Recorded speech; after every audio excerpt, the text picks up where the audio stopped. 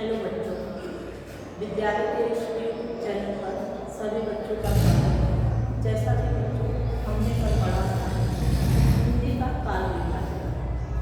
बच्चों ये syllabus 9th और 10th क्लास के अकॉर्डिंग की गई है। ठीक है, तो कल हमने काल विभाजन पढ़ा था। आज हम विभिन्न कालखंडों के इतिहास, प्रमुख कवि, रचनाएं और उनकी विशेषताओं का अध्ययन करेंगे। आशा है सभी बच्चों को समझ में आ जाएगा। तो पहले शुरुआत तो आदिकाल से हुआ था, जिसे हम वीरगाथा काल भी कहते हैं। अब आदिकाल की विशेषताएं क्या थी?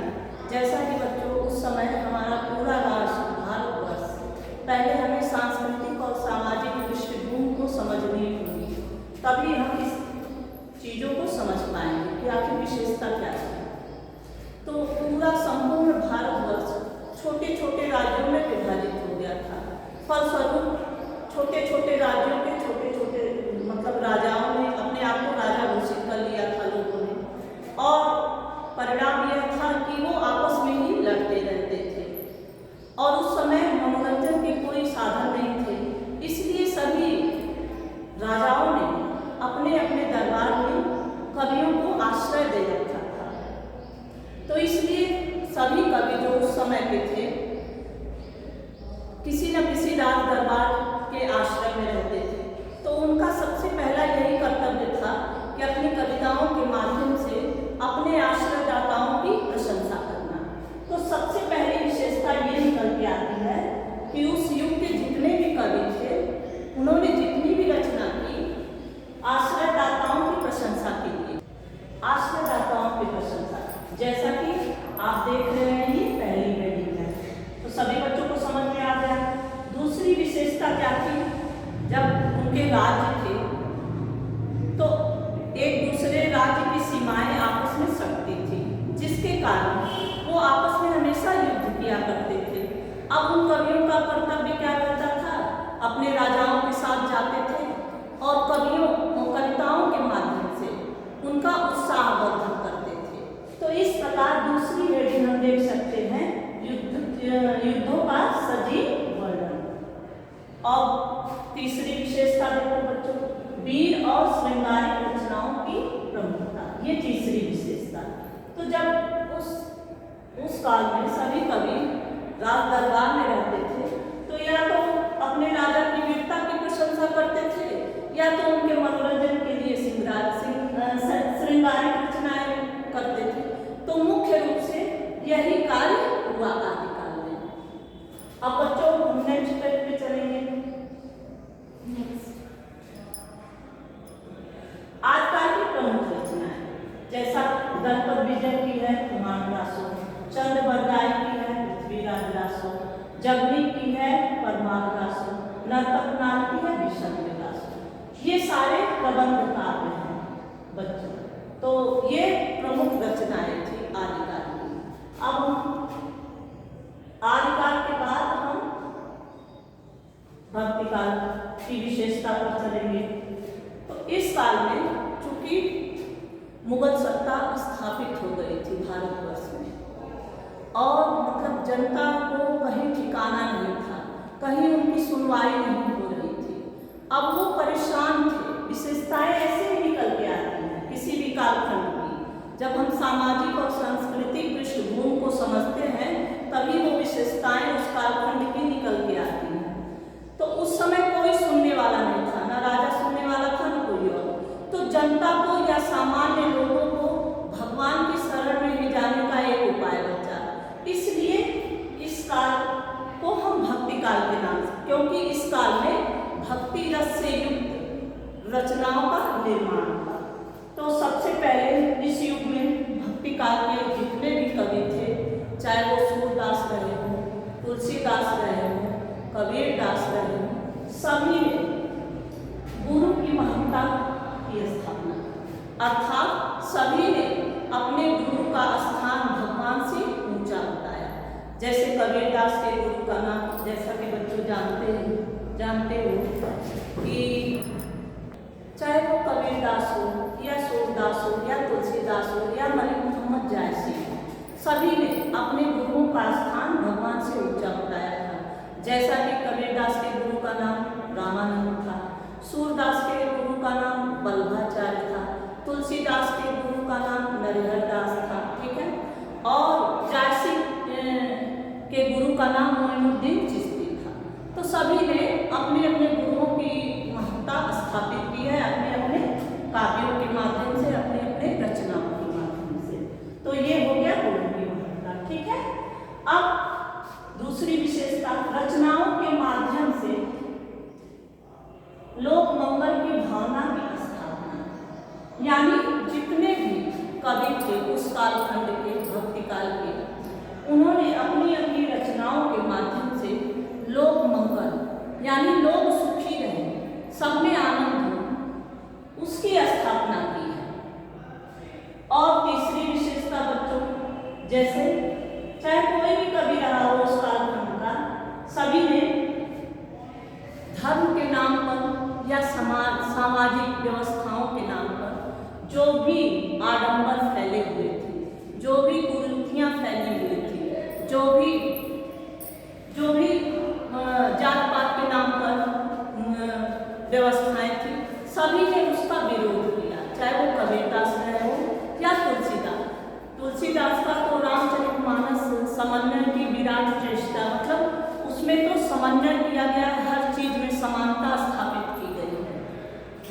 और चौथी विशेषता बच्चों, भाषा के रूप में ब्रज और अवधी भाषा का प्रयोग, भाषा के रूप में ब्रज और अवधी भाषा का प्रयोग हुआ है। ये तो चौथी विशेषता है। तो आशा है सभी बच्चों को समझ। अब इस युग की रचनाओं के विषय में यदि हम समझ लें तो भक्ति काल के जितने भी कवि थे, कबीरदास थे, कबीरदास की साथी शब्द रामायणी थी रचना, जो बीजक नामक काव्य ग्रंथ में संग्रहित है। सूरदास की सुरसारावली और साहित्य लहरी, ये 3 रचनाएं प्रमुख थी। तुलसीदास की तो वैसे बच्चों 12 रचनाएं हैं, परंतु मैंने 2 ही 3 का वर्णन किया है, एक कवितावली, रामचरितमानस और विनय पत्रिका। बाकी तुम्हारे बुक में होंगी, सारी रचनाओं को देख लेना। और मोहम्मद जायसी जो है, इन्होंने पद्मावत, वैसे तो इन्होंने 3-4 रचनाएं की थी, मगर पद्मावत इनका काफी प्रसिद्ध रहा भक्ति काल में। तो आशा है सभी बच्चों को समझ में आ गया होगा। अब बच्चों हम रीतिकाल पर चलते हैं। रीतिकाल, भक्ति काल के बाद रीतिकाल आई, हिंदी साहित्य में कालखंड आया। तो रीतिकाल में फिर मुगल सत्ता कमजोर हो गई। अब फिर वही काम हुआ, फिर पूरा भारतवर्ष छोटे छोटे राज्यों में विभाजित हो गया और प्रत्येक राज्य के राजा बन गए। अब उन्होंने फिर वही काम किया कि अपने अपने राज दरबार में एक एक कवियों को रख लिया। अब वो कवि फिर वही काम करने लगे, अपने आश्रयदाताओं की प्रशंसा। तो पहली हम दूसरी विशेषता यहाँ पे है जो आश्रयदाताओं की प्रशंसा। तो इस काल में भी रीत काल के जो भी कवि थे वो आश्रयदाताओं की प्रशंसा कर रहे थे। एक बच्चों ये लक्षण ग्रंथ, ये बहुत बड़ी विशेषता है। इस काल के जितने भी कवि हुए वो कविता करना पसंद नहीं करते थे, वो अपने आप को आचार्य कहलाना पसंद करते थे। जैसे संस्कृत में विभिन्न सिद्धांत हैं, ध्वनि सिद्धांत है, अलंकार है, रस है, वक्रोक्ति है, औचित्य है। तो वो सोच रहे थे कि हम भी उन्हीं सिद्धांतों की व्याख्या करें और उन सिद्धांतों में नया खोज करें। और वो अपने आप को कवि कहलाना नहीं पसंद करते थे, वो सोचते थे हमें आचार्य कहा जाए। तो इसलिए लक्षण ग्रंथों की रचना हुई, यानी संस्कृत के जो सिद्धांत थे उसी पर इन्होंने अपने अपने ग्रंथों की रचना की। और श्रृंगार रस की प्रधानता, जितने भी कवि थे सभी श्रृंगारिक रचनाएं कर रहे थे। एकमात्र रीतकाल के भूषण ही ऐसे कवि थे जिन्होंने वीर रस से युक्त कविताओं की रचना की। बाकी रीतकाल के जितने भी कवि या आचार्य थे, चाहे वो कुछ भी लिख रहे थे, मगर उसमें श्रृंगार रस की प्रधानता थी। अब बच्चों, चौथी विशेषता काव्य भाषा के रूप में ब्रज भाषा की प्रधानता, या ये कह सकते हैं कि ब्रज भाषा की प्रतिष्ठा उन्होंने काव्य के रूप में की थी रीतकाल में। तो ये तो हो गया रीतकाल की विशेषता। अब रीतकाल की प्रमुख रचनाएं और रचनाकार। जैसा कि जानते हो, रीतकाल में बच्चों 3 धाराएं निकली थी, एक रीतबद्ध, एक रीत सिद्ध और एक रीत। अधिकतर 10th बोर्ड के एग्जाम में पूछ देता है रीतबद्ध कवि का नाम बताओ और उनकी रचना बताओ, या रीत सिद्ध कवि का नाम बताओ, उनकी रचना बताओ। तो हमेशा बच्चे कंफ्यूज हो जाते हैं। इसमें कंफ्यूज नहीं होना है, बस ध्यान रखना है जो परंपरा से बद्ध कर चले, ठीक, वो रीतबद्ध कहलाता। जैसे केशवदास, मतलब परंपरा रीतबद्ध क्यों? क्योंकि इन्होंने लक्षण ग्रंथों की रचना की, सिर्फ लक्षण ग्रंथों की, इसलिए रीतबद्ध कहलाया। तो केशवदास की रामचंद्रिका फेमस है बच्चों, ये रचना है इनकी। भूषण की वैसे तो 2-3 रचनाएं हैं, शिवराज भूषण है, शिवाबानवी है, छत्रसाल दशक है। स्क्रीन कम होने के कारण मैंने थोड़ा ही लिखा है, और तुम्हारे बुक में सब कुछ मिल जाएगा अगर तुम ढूंढोगे, ध्यान से पढ़ना। और मतीराम भी थे। अब रीत सिद्ध में मात्र एक ही कवि प्रसिद्ध हुए, बिहारी लाल, ठीक, तुम्हारे सिलेबस में भी है, 10th बोर्ड के 11th में भी है, हर जगह है।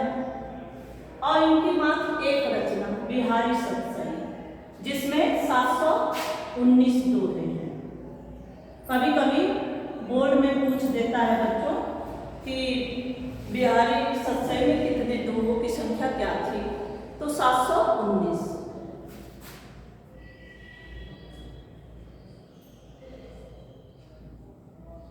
एक मिनट, 719 दोहे, ठीक। और रीत मुक्त, एक धारा रीत मुक्त की थी, यानी ये किसी भी परंपरा से बंधना नहीं चाहते थे, ये अपने मन मर्जी रचना करते थे। तो ये थे धरानंद, आलम, बोधा, ठाकुर, ये लोग रीत मुक्त। जैसे आलम की रचना है आलम के रीत मुक्त, जो किसी भी परंपरा से बंधना नहीं चाहते थे, वो अपने आप को स्वच्छंद रखना चाहते थे, वो कवि रीत मुक्त कहलाए।